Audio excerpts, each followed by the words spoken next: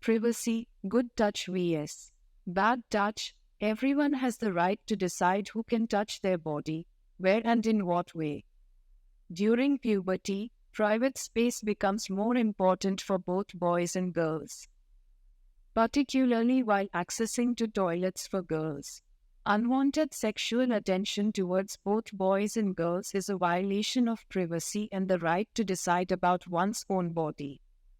Good touch vs.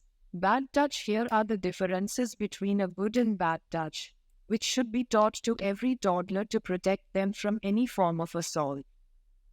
Good touch doesn't scare you or doesn't makes you uncomfortable. Bad touch can make you feel scared or uncomfortable. Good touch is not there on the private parts.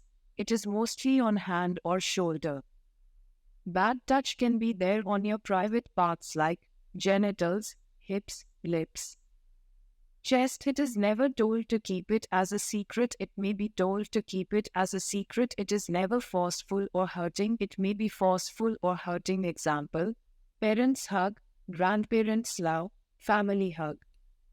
Handshake, high five. Example: touching or patting on lips, chest, groin, mouth. You may not report about it.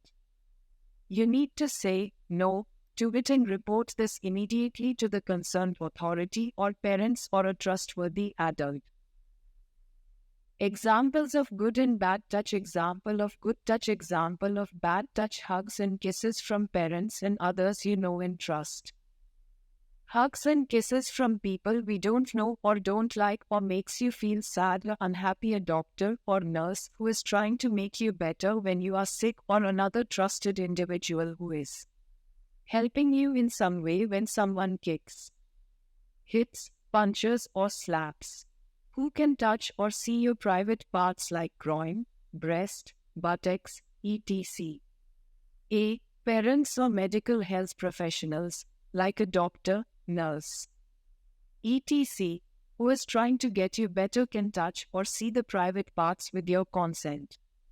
For a child less than 12 years, the consent of a parent or guardian is required for a medical examination in India. What is a consent? Consent is a permission or agreement for something to happen.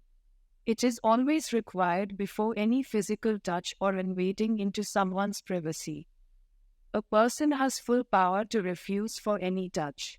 It can be in written form, better, or in verbal form.